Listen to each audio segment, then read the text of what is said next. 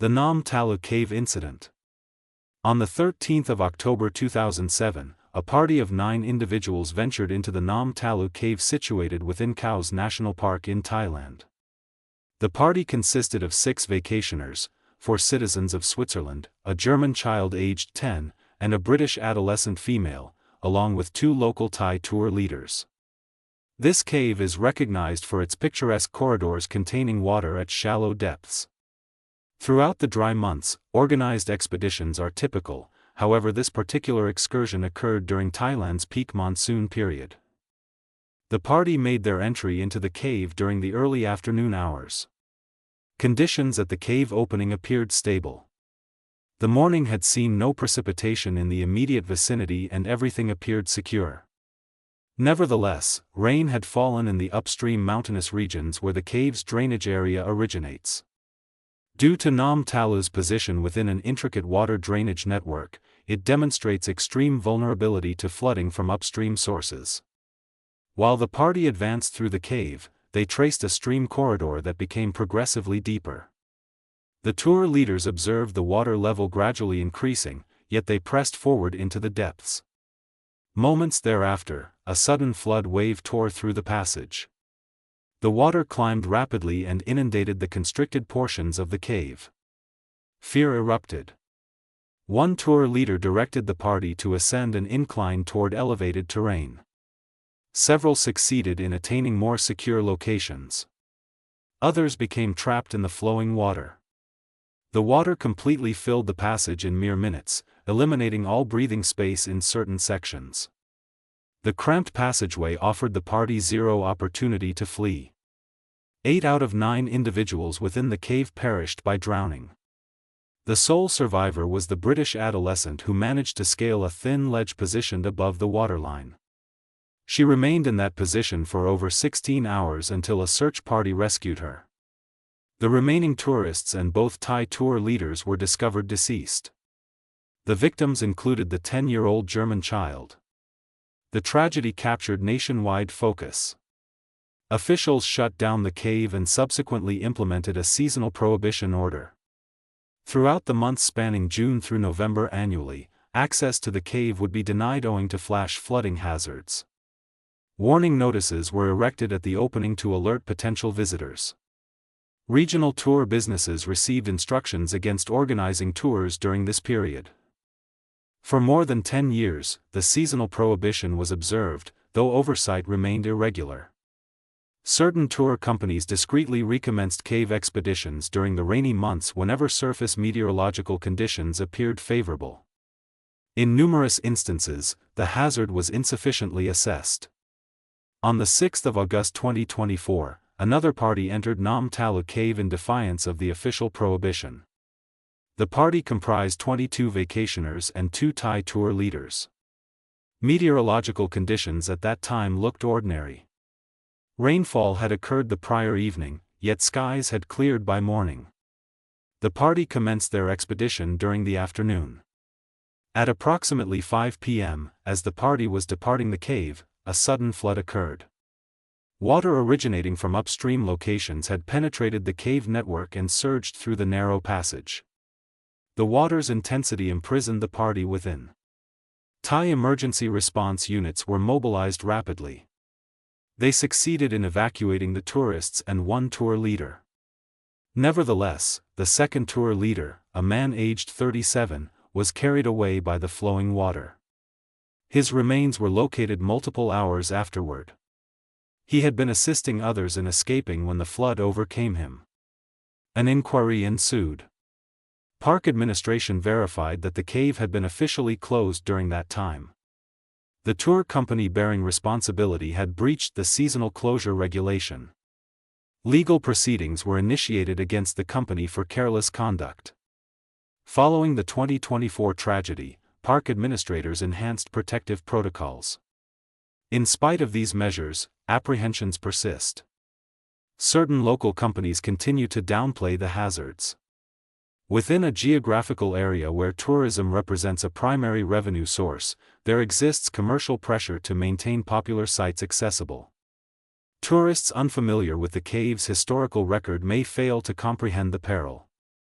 The Nam Talu cave catastrophes rank among the most preventable cave fatalities in recent historical memory. Schroeder's Pants Cave.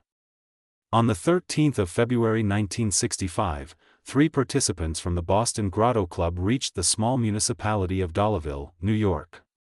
Their objective was to investigate a cave located in the Adirondack foothills referred to as Schroeder's Pants Cave. The party included James Mitchell, a 23-year-old chemist from Massachusetts, Hetty Miller, who worked as a nurse, and Charles Bennett, a graduate student from Harvard. Prior to cave entry, Mitchell consulted with George Lyon, a resident who along with Herb Schroeder had located the cave in 1947. Lyon supplied them with foundational information regarding the cave's configuration, though nobody cautioned them concerning interior conditions. During earlier that week, temperatures had remained close to the freezing point, resulting in elevated water runoff. Water at ice-cold temperatures was currently streaming through the cave's corridors. Regardless of this, the 3 explorers made their entry. They navigated through the designated sections of the cave, Lemon Squeeze, Z-Bend, and Gun Barrel, until arriving at an open chamber featuring a vertical passage descending approximately 80 feet or about 24 meters into a balcony-figured cavern beneath. Mitchell became the first to try the descent. He secured himself to his safety ropes and commenced his downward movement, however something malfunctioned. He halted midway through the descent and seemed to be experiencing difficulty. Per Miller's account, Mitchell tried descending further, then attempted ascending back up the rope. He proved unable to advance in either direction. The water cascading down the passage was striking him directly. Emergency reports calculated that roughly 10 gallons or 38 liters of freezing water were impacting his head each minute. The frigid temperature rapidly became a critical issue. Mitchell's physical capacity started diminishing. His vocal strength grew fainter. Ultimately, he ceased vocalizing entirely. Bennett and Miller attempted pulling him upward. They expended 45 minutes wrestling with the rope, yet couldn't extract him. Understanding the circumstances exceeded their capabilities, Bennett departed the cave to locate assistance. A recently established cave emergency team, the National Capital Grotto Rescue Squad, arrived by air from Washington, D.C. aboard Air Force 2. The mission rapidly became headline news nationally. Within the 6 young emergency responders was Doug Bradford. None possessed prior experience with genuine cave emergencies, though they had prepared for comparable scenarios. They advanced into the cave and arrived at the passage. Their initial effort involved pulling Mitchell upward via the rope, however it became instantly apparent that he had ceased living. Bradford subsequently clarified that Mitchell's form was motionless and that they rapidly comprehended it had transformed into a body retrieval operation. The unit labored at expanding portions of the cave. They invested 3 days attempting to create adequate space for removing the remains. However, during one rigging effort, a section of the passage gave way. Soil and rubble started descending into the cave. Continuation was no longer safe. With Mitchell's remains still hanging by his safety harness, the cave received permanent closure. Explosive materials were utilized for sealing the primary opening. Substantial boulders were positioned over the collapse site and a commemorative marker was placed near the location, Pierre Saint Martin Cave. During August 1952, a multinational caving expedition commenced its descent into the Pierre Saint Martin Cave network positioned in the Pyrenees at the French-Spanish border. During that period, it held recognition as the deepest documented cave globally. The team included Marcel Lubens, a French engineer aged 33 with extensive cave exploration background. He functioned as the expedition's deputy commander, which was directed by Belgian Professor Cousins. The unit had invested nearly 7 days underground establishing rope ladder systems, investigating new corridors, and charting vertical passages deep within the mountain. On Wednesday the 27th of August, following 6 days underground, Lubens underwent extraction upward through a vertical passage as component of the cave exit sequence. He was hanging from a steel wire connected to a mechanical winch apparatus. However, precisely as he was being elevated through the concluding section, the wire failed. Lubins plummeted 130 feet or nearly 40 meters directly down a rock incline into the passage. He survived the plunge, though the trauma rendered him critically wounded with vertebral fractures. He became unconscious shortly following impact with the ground and entered a comatose state. He was currently positioned 1,260 feet or 384 meters beneath ground level, within one of the cave network's most profound sections. Notwithstanding the tremendous challenge, an emergency operation was initiated. Unit participants descended rope ladder systems to access him. A physician went down into the cave for evaluating his medical status, operating by headlamp and candlelight in the cold, moisture-laden chamber where Lubins lay unconscious. In spite of the dangers, a blood infusion was executed within the cave. An exceptional undertaking of subterranean medical intervention. The emergency team stabilized his condition to the extent possible. Throughout the subsequent 2 days, they tried to elevate him gradually back toward ground level utilizing a manual winch apparatus, however the passage was constricted and circumstances were perilous. As the emergency progressed, stone formations started becoming unstable within the passage. Descending rubble currently presented a threat not exclusively to Lubins, but equally to the explorers operating below. During the evening of the 29th of August, following nearly 36 hours of emergency activities, Marcel Lubins expired underground. The Plurdelin Cave Tragedy. On the 6th of February 2014, 5 proficient Finnish cave diving specialists prepared for entering one of Europe's most hazardous submerged cave networks. Plurdelin, alternatively designated as Pluragrata, situated in northern Norway. Their objective was challenging.